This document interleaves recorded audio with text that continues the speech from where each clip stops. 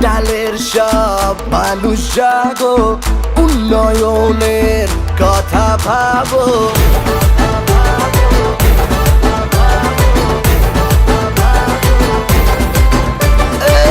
ঘাটালের সব মানুষ জাগো, উন্নয়নের কথা ভাবো।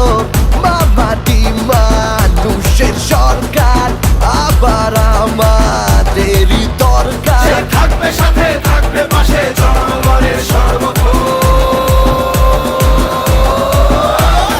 25শে মে লোকসভা ভোটে জেতাও তোমার ঘরের ছেলে দীপক অধিকারীকে। 25শে মে লোকসভা ভোটে জেতাও তোমার ঘরের ছেলে দীপক অধিকারীকে।